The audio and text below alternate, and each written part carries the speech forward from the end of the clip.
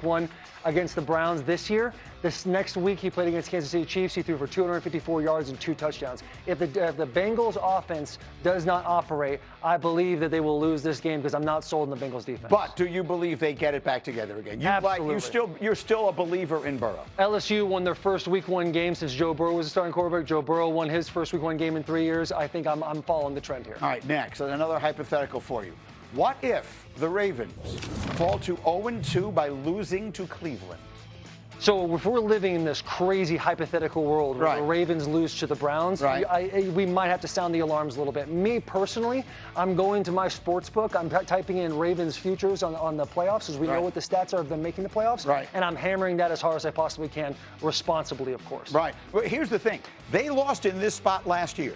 Week 1, they lose a heartbreaker to the Chiefs. Week 2, they came home and blew a double-digit lead and lost to the Raiders. So we've seen this before. That was just as improbable as this is. The Ravens, these bad starts, they blow leads late. You're no concern about the Ravens? Here's where I don't have concern is I've been in a locker room when Derrick Henry has a fumble, even though he rushed for 100 billion yards.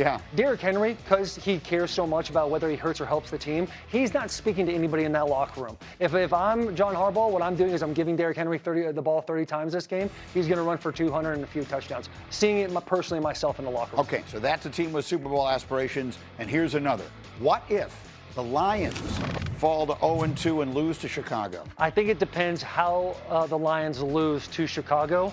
But if the Lions lose, there's going to be a lot of recalls in Motor City for vehicles because people are not going to be focused on their job. Detroit is going to be in shambles. We're going to be looking at John Moe and what he's not been able to do. Getting hired through being in the franchise is always a good idea because you understand the culture. But at the end of the day, it's like we need to figure that whole thing out. That's John Morton, who's the new offensive coordinator, replacing the somewhat legendary Ben Johnson. Stay here. I'll come back to you, but let me come over on this side and get some thoughts on this. The performance of the Lions was alarming, right? They lose the coordinators on both sides. And so the question is, if they don't look better, now are we legitimately talking about a team that has had its Super Bowl window closed? Absolutely. And if we don't, it doesn't look better and they don't win, you're having internal conversations of did we make the wrong decision? The best thing about this Lions offense was they were always creating advantages, leverage, numbers, space. None of it was there last week. Jared Goff had 31 completions last week. 31. The average depth of those were 3.3 yards past the line of scrimmage. That's absurd. And so if they fall to 0-2 and offensively it looks the same, I think you're having massive regret if you're Dan Campbell of the decision at offensive coordinator and a lot of internal conversations about a change.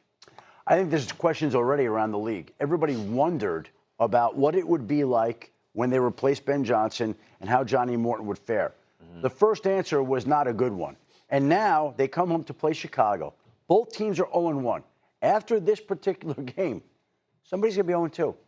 And there's going to be a lot of questions being asked in whichever city falls to 0-2 in this NFC North battle. No question about it. With the Bears, I mean, expectations are high, but it's not the same thing. They know they're on a developmental path with a first-year coach and a young quarterback they're trying to develop. The Lions have been knocking on the Super Bowl's door. They probably should have gotten there 2 years ago. Last year, they were just decimated. That's the question I keep asking myself. As I watched that game on Sunday, it was disquieting because I think to myself, man, they had a window, and they may have let it get away. The most devastating thing will be a regression from the Lions franchise and organization. Like, that was a feel-good story last year because of the way Dan Campbell came in and the way he slowly and methodically built it up. They lose both coordinators. The part that people aren't talking about as much is that defense looked just as bad, if not worse, than the offense, particularly in the secondary, which we know that was Aaron Glenn's domain, right? They have pass catchers that are running 400-meter dashes past that secondary. The Super Bowl streakers haven't run as free as the Packers receivers were through that secondary on the field. And so for Aaron Glenn and Ben Johnson not being there, you're looking like, okay, well, where is the balance? Where's the settling part to say, okay, we may have lost this, but at least we can lean on that. And when you watch them play, they look like they're searching for answers. All right, I need someone to settle us down and say they're not that worried about it. Are you that someone? Listen, Dan Campbell's made of the right stuff. He talks about it all the time. He's going to have 64 ounces of caffeine. That's what he's got 64. right now in his office. figuring out how to get the run game going again. You do need more out of the offense. I thought you made great points, Danny O. And I feel you on the defensive side. Their pass production has to get better. Aiden Hutchinson's got to get going more.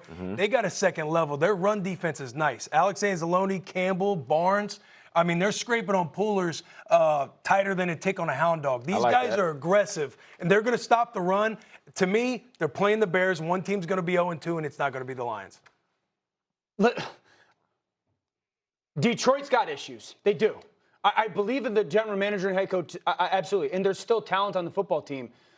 But the beauty of that team was they could do whatever they want whenever they wanted offensively. That wasn't the case in week 1. And unless it looks better, it's going to get very noisy. Not only are they missing Ben Johnson, but you were talking about how good the Jets offense looked in week 1. Yeah. And the Jets hired Tanner Engstrand away from Detroit as their offensive coordinator. The Lions lost 8 assistant coaches in all. Right. So we're talking a lot about the coordinators, as we should, because Ben Johnson and Aaron Glenn are that important. But there are other coaches as well who are implementing their ideas with other teams that could be helping Detroit that aren't right now. That's also 3 coaches we're talking about. How about 3 players, meaning the 3 who make up the middle of the offensive line? Ragnall's a huge loss. The loss of him and the guards, right? So all of a sudden, their offensive line got dominated. They weren't throwing the ball just dinking and dunking because they wanted to, so they get nothing out of Amon-Ra St. Brown. Jameer Gibbs set the worst record I've ever heard in my entire life. Yeah. He caught 10 passes in that game. No player in NFL history ever caught 10 passes for fewer yards than Jameer Gibbs had in that game. That's the worst thing I've ever heard. He's the most explosive player in the whole league. It went from a strength to a weakness, like that.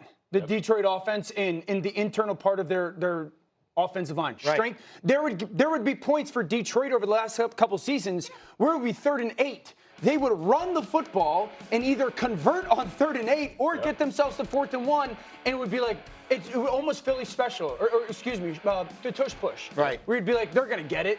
And so that's another part of that is that's what I mean when I say they could do whatever they want whenever they wanted, because they can control the internal part of a defensive line. When they don't have that, you're hamstrung. And here's how that manifested. When you watch Jared Goff, he looked unsure.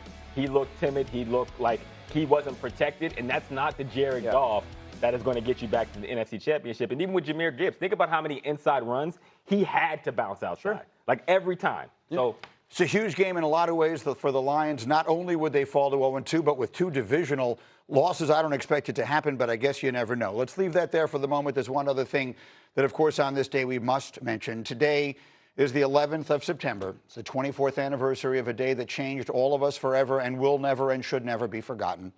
So we take this moment to remember the victims of that awful day and to say to their families that we are thinking of you not just today, but every day.